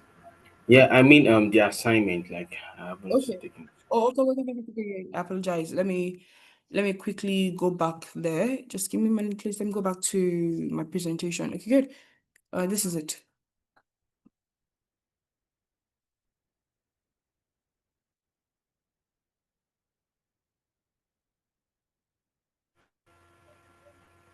All right, thank you. Okay, good. We are good to go. We are now good to go. So now we are getting into the second part of the conversation. And this right here is a part that I love. Says managing a socially responsible business. Managing a socially responsible business. And we're going to be looking at CSR. So what is CSR? I know that now my slides have shown you guys what CSR means, and I would not want to waste your time to say, okay, put CSR, don't put CSR, or put CSR, do not put CSR. But really, CSR is really corporate social responsibility. It is your responsibility to the society. That's how I like to see it. It is a company's or an organization's responsibility to the society. And you must first know that it is voluntary. Whilst it is voluntary, it is very beneficial and important to carry out CSR. And the obligations of CSR are broad. There are many faces of CSR. There are many things, there are many intricacies when it comes to CSR. They extend beyond investors in the company to include workers, suppliers, consumer community, and society at large. So again, of course, would always have to have examples of CSR. If I ask you people to give me an example of CSR for Nigeria, what would you guys mention? What would you mention? I think I can mention Dangote Foundation, their feeding and scholarship programs.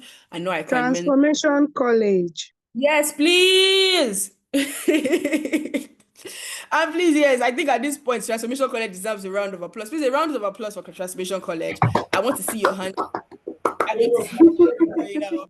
I want to see your hands going up. Absolutely, absolutely. Thank you for bringing it home. Thank you for bringing it home, home, home. Thank you, thank you. That was really amazing. So yes, so this is so yes, these are like key examples of CSR. So understanding CSR. So let us get right into it. So Peter Drucker, a management expert, said that we should look first at what the organization does to the society. Then second, before we not look at what it can do for the society. And this idea suggests that two basic dimensions: the legality and the responsibility. I do not want to bring ESG into this, right? I do not want to bring ESG into this, but I would do my best to stay within CSR borders alone. So we have one: illegal and irresponsible behavior. So the idea of CSR, of social responsibility, is is widespread, that it is hard to know if a company is actually acting in legal or irresponsible ways. It is really hard to understand. Some persons, in fact, it's mind blowing. Let me put it this way: it's mind blowing to see the amount of corruption that, or yes, the amount of corruption, especially financial irresponsibility, that companies do when they use it for money laundering. I think I was in a conversation of recent, and I had to say, you know what, whenever I see foundation attached, I'm not saying all of them do it, but whenever I see a foundation attached, I am really interested in them auditing their papers, because I'm wondering, is money laundering going on around these areas? Because it's not known that they now use, under the umbrella of CSR and foundation work, to siphon funds, to evade tax, to do a couple of things. And so all of these are anchored under it. So irresponsible but legal behavior. So sometimes companies act irresponsibly, yet their actions are legal. Some legal but controversial adverts includes gun manufacturers, tobacco companies, gambling resort, average alcohol beverage companies. Then we have the legal and responsible behaviors. The clear majority of business fall into the category of this behavior that is both legal and responsible. So these three examples are key examples of businesses that we have in the society. So one, even before you say you want to do social responsibility, are your product, services, or what value you're offering legal?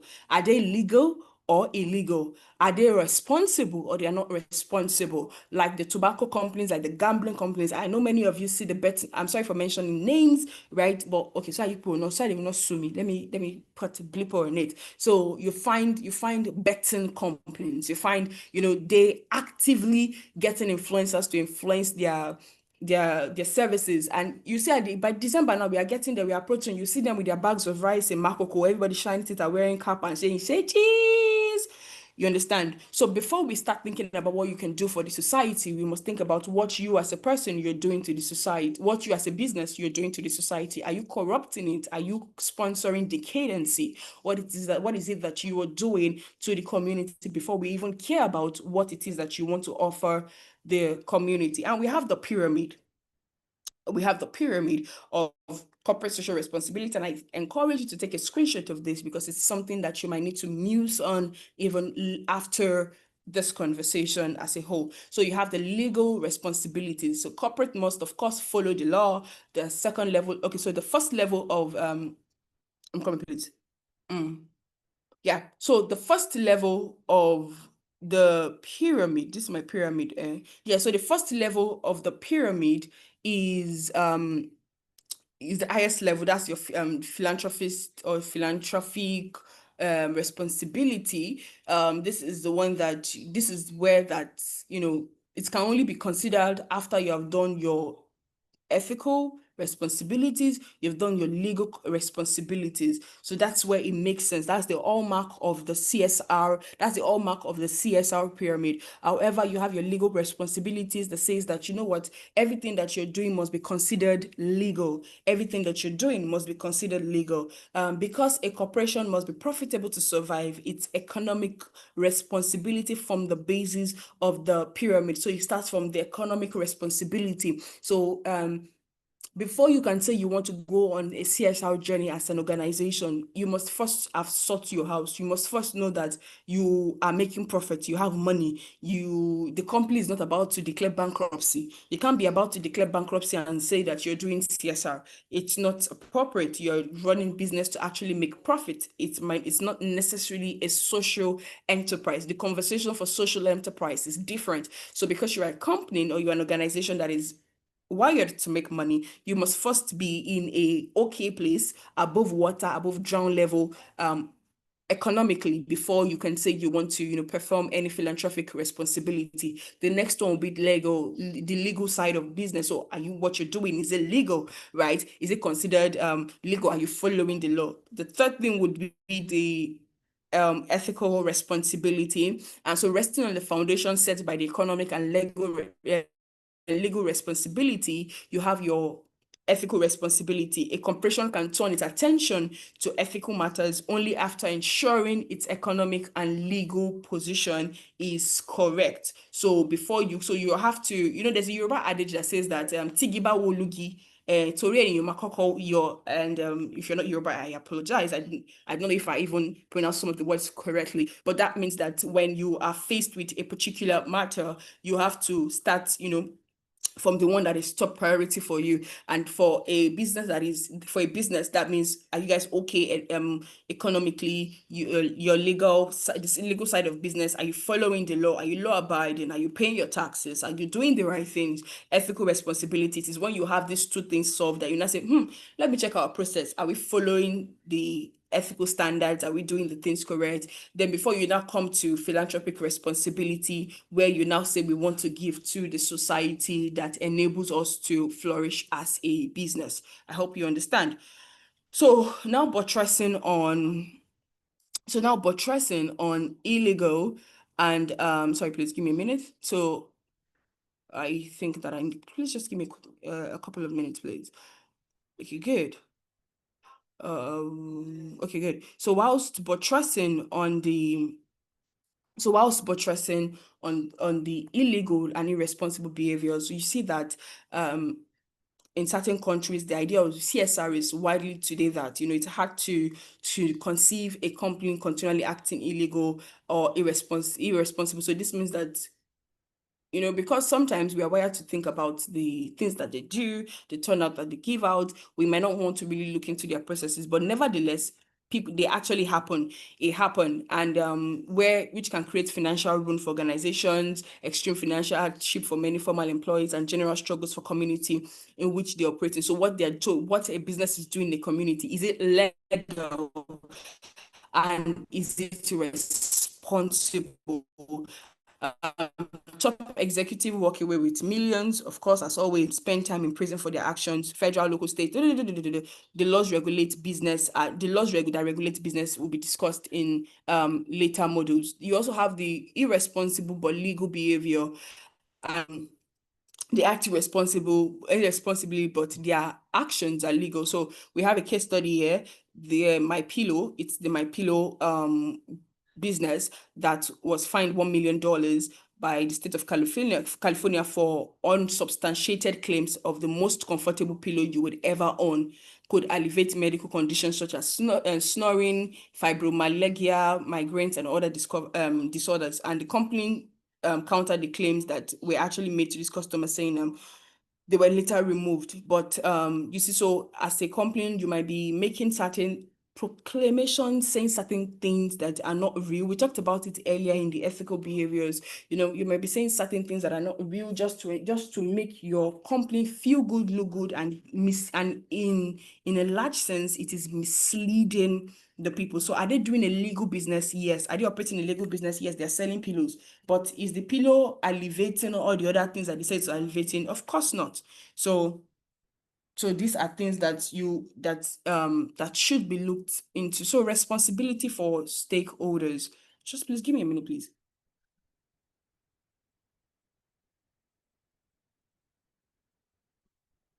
Good. So responsibility for stakeholders. Yes. So we have responsibility to employees, responsibility to the customers. So as a stakeholder, you have a responsibility to your employees. You have to provide them with jobs. You have to ensure that they have a safe working environment. There is job security. They're not coming to work with the sense of, oh my God, I'm going to get fired tomorrow. Am I going to get fired today? Are we going to be laid off today or tomorrow? You have to provide job security. You have to empower your employees. The B part says responsibility to customers, right? So your satisfied customers. How are you satisfying your customers? Are you practicing customer fraud, where you're deceiving them? You're let me use the layman word. You're scoping them, or you're whining them just to sell something. So, for example, you will see people that will tell you that buy this cream, it is stretch mark. Once you use it, all the stretch mark is gone. That's customer fraud. That's consumer fraud rather. That's consumer fraud. You are next door neighbor to a scammer that is not even offering them anything at all. Because if as a business, you have to be able to communicate the value that you offer clearly and ensure that you deliver on that said value. Then you have responsibility to society, and this is where ESG comes in. And the E part of ESG, that's your environment. That's why you're seeing that some companies, they are contributing terribly to the climate issues we have in the world. Some of them, their carbon footprint is, my God, it's a lot, right? Some of them, I think even within the oil industry, I think an example of that is what they did in River State. What they did in River State, I think some portions of Delta State, some of the things that they did to the environment there, because there was no environmental protection. They didn't protect them. Some of them, their roads are dilapidated. They just they just got the crude oil they needed and they moved on with their lives. So a business must be responsible to the society, apart from, by providing them jobs, good road services, and a number of other things to slow down the erosion of the world's resources. Many companies are becoming more environmentally responsible. And I like to see something that, whether we like it or not, the world is now tilted towards the sustainable side, sustainable practice of business. You're no longer just doing business for business sake. You're no longer using processes for processes sake. You're now looking for sustainable processes in whatever in the entire essence of that word. If not, you will not be able to survive the coming days as a business. So corporate philanthropy is the practice of charitable giving by corporations. So this is where you see them giving things out, sending people to schools, giving them rice, doing parties. This is what we consider as corporate philanthropy. Okay, so give an example of a responsibility in your community that you benefited as an individual. Your company give an example of a social responsibility in your community that benefits you as an individual, your company, and the community. So I'll kick off by saying Transformation College. Please, I'll kick off by saying Transformation College again. I can also say that I remember when I was in the university and I had a friend, from a oil generating community, and I remember I don't know if I'm correct, I don't know the exact one, but I think it's Shell. Then I think it was Shell, and how that Shell would give them, once you are from that community and you pass a particular exam or something, and you're able to show them that you're in school and your CGPA is proper, there's a required amount of money that you get paid annually. And it was so beautiful to see that they were doing that. I'm not saying that excuse all of their other actions. I'm just saying that this is some of the things, CSR project, that I saw that people really benefited from, and it made their lives easy. So you can also just put it in the comment section to say the ones that you've seen and the one that you've discovered that really, really works for the society that you're in. But again, please give a round of applause to Transformation College. Transformation College is doing so much. They're doing really, really amazing. Sometimes I wonder how they all do it. And, it's really in contribution to SDG4, right? SDG4 that speaks about education, and they're really doing an amazing job. And this is a shout out to the entire management of Transformation College. Well done, really, really well done. And lastly, it's the D part says responsibilities to investors. So some investors are limiting their investment to securities that fit within the beliefs about ethical and social responsibility. This is called social investing. I think I was in a conversation yesterday that was talking on policy. Yes, that was talking on policy and how that we might need to shift from just looking for VC, that's venture capital rather, to social investment, right? Social investment, where you're looking for investors that are willing to invest in social impact and sustainability. So as a business, we're also getting to that point where investors are not just investing because your idea feels great or you're doing amazingly well, but they're also saying that, are you in line with ESG? That's why I said I don't want to talk about ESG really much, but are you in line with ESG? What are your metrics? What are your numbers? What are your reporting systems? Can we see something, that says that, what you're doing beyond sharing bag of rice? You're actually doing the work, reducing your carbon footprint, ensuring that your plastic waste are eradicated, amongst other things. Trust me, you're using renewable product. You are using renewable product. Okay, so I can see Messi says that. Okay, I'm just saying Messi said that I benefited from a group called Ati Anang while I was in school. Yeah, so that's exactly it is. Okay, so moving forward, you have your third assignment. So 4 components of social responsibility, mentioned that already. Give an example of legal but irresponsible behavior. I gave a couple of case studies, but I would advise that you go get your own case studies to use. How do businesses carry out their social responsibilities to consumers? Talked about that already. You can take a screenshot. What is corporate philanthropy? Don't say that corporate philanthropy is when they give bag of rice. So, but yes, that's that. And is a company company's responsibility only to its investors or to make a profit? Why or why not? I felt like I should give a cheat on this one, but it's not my place before Messi logged me out of the call. So please take a screenshot. Please take a screenshot and let me know when you're done so that I can quickly move on. Are we good? Are we good? Yes, we are very good. Good. So we are now in the last leg of this class. All We've been right. speaking for. Somebody saying something? Yeah, we are good. Yeah, I'm with you. Okay. Okay, thank you very much for the feedback. So we've been speaking for over 2 hours, and I did not want you to come into that state where you have information overload. So let's quickly get into it, and I promise I'll be out of your faces in a couple of minutes. So trends in ethics and social responsibility. So we do have trends. The same way you have trends on social media, the same way you have trends on TikTok and Instagram, you do have trends for these, and we're going to be looking at them shortly. Please give me a quick.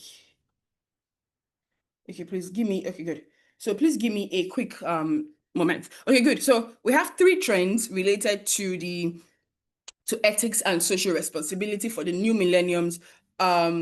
A change in corporate philanthropy, a new social contract between employees and employers, and growth of global ethics and social responsibility. So this means that this is where we are currently tilting towards, when we talk about ethics and social responsibility globally. So we have changes in corporate philanthropy. Remember how I said that corporate philanthropy used to look like bag of rice, used to look like Christmas party, used to look like they coming to give you face caps and fan, and you notice that there's now a change in it. Everybody, they're not trying to align themselves to one SDG goal or the other, seeing how that they can properly implement it. So you're noticing this positive change, a new social contract between employees and employers, a growth in the global ethics and social responsibility globally. So now let's get right into it. Changes in corporate philanthropy. Good. So you see what I said? So corporate philanthropy has typically involved seeking out needy groups and then giving them money or company products. I told you, face cap, hand fan, things like that. Today, the focus is shifted to strategic giving, which ties philanthropy more closely to corporate mission or goals and targets donation to regions where a company operates. So you see, gone are those days where it was bag of rice they were using to toast everybody. It was they just share bag of rice. They would say, we met our CSR target. No, companies are now saying that, you know what, I have seen this XYZ problem and I'm willing to adopt it and I'm willing to fund its solution. I'm willing to fund its solution. I'm willing to drive it. I'm willing to ensure that, we get the change, or we contribute beyond instantaneous relief. We have like a long-term project plan or long-term impact plan. So that's what it means. And a social contract between an employer and employee simply means there will never be job security. You'll be employed for as long as you had value to the organization, and if you are continuously responsible for finding ways to add value, and in return you have the freedom to demand interesting and important work, the freedom, the resources to perform it well, pay that reflect your contribution, and the experience and training needed to be employed here or elsewhere. So there's now a new social contract between the employer and the employee, where it's no longer let me do and go. Now you're saying, you know what, for as long as you keep adding value to the organization, you keep contributing work, you keep performing at optimal level, we're going to give you XYZ WLMLOQ, which includes freedom. You now have leaves, you now have sick leave, you have your annual leaves, you have training plans that you're going on. Sometimes you could even have team bonding. You could have team bondings to ensure that your work productivity is at the optimal level. So now there is not new social contract between employer and employee. It keeps getting better. Don't forget, we're not saying that, everything is perfect or is glossy yet. It keeps getting better. We keep putting in the work as a community, society, and employee to employer. Then C, we have the global ethics and social responsibility. So when American businesses expand into the global market, they take off their corporate code of ethics and policies on social responsibility with them. They must respect local practices and customs, as well as there is harmony between the organization staff and the host population. So you see, this one is a very, very critical one. And I'm going to use the Chinese or the Asian community as an example. And I'm going to say that, that there is this rumor that, when they come from an external country like that, and they come to stay, for example, an African country, using Nigeria, Cameroon as case study, they get to pay the staff below minimum wage. They get to work for long hours, they get to maltreat them, they get to do this and they get to do that. And so this is now saying that, you know what, we are holding them to check. And if there's any company that like that are not doing the right things, you should report them. But they are holding them to check. They're holding them to check to say, you know what, whenever you come into a particular country, you have to teach them, you have to treat them properly. You have to treat your staff, your employees properly. You cannot maltreat them. You cannot give them unnecessary hours without proper compensation, you have to ensure that they are in an environment that facilitates growth. So you're not using them like slaves, but you're treating them with the respect that they deserve as employees, and there has to be harmony between the organization and the right here is where we're tilting towards. I think that when I said we're still, especially in this part of the world, we're still definitely a work in progress. But of course, there are actions that are being taken to ensure that things like this are curbed and they are properly handled when raised. So yes, this brings me to the end of my class today. This brings me to the end of my class. You have your assignment. Describe strategic giving. Strategic giving is not bag of rice. Strategic giving is not bag of rice. It's not milk and malt. It's not giving money to the community leader and say share among yourself. That's not strategic giving. What role does employees have in improving their job security? I feel like I should give out at this point. Messi can kick me out of the call. So I feel like one of the ways is that the employee makes sure that they keep offering value. They keep offering value, optimal value. They keep offering optimal value. How do multinational corporations demonstrate social responsibility in foreign countries? I just talked about that one. And yes, I believe that you can be able to enter it. The email still remains the same that you said your assignment to. Thank you so much. Thank you for your time. Thank you for listening to me. Thank you for spending 2 hours on the call. And if you have any questions, please go ahead so that we can quickly treat it and I could be out of your air. Thank you for listening to me.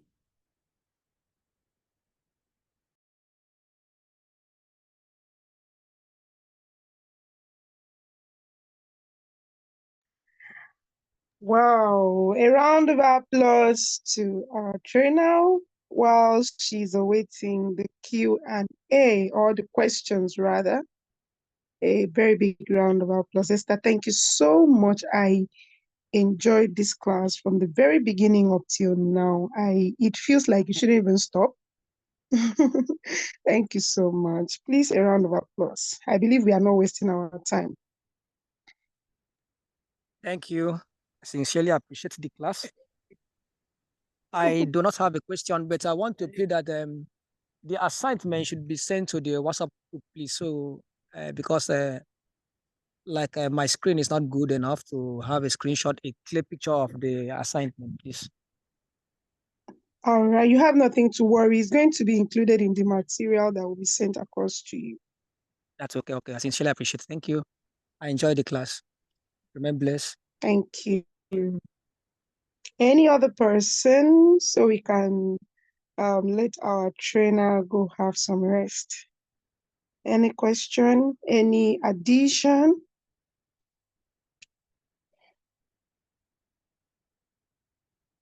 Okay, so while we are still waiting for questions, we'll be doing that in just 5 minutes. While we are still waiting for questions, there is a feedback link in the chat room. We need you to fill it up. We need to know what you really enjoyed in today's class, how we could improve. So please fill it up. And once you're done, type done. Type done in the chat room. We don't have any more time. I think she's done for the day. She just want to take questions and then your contributions, if there is any. If there is none, you let us know.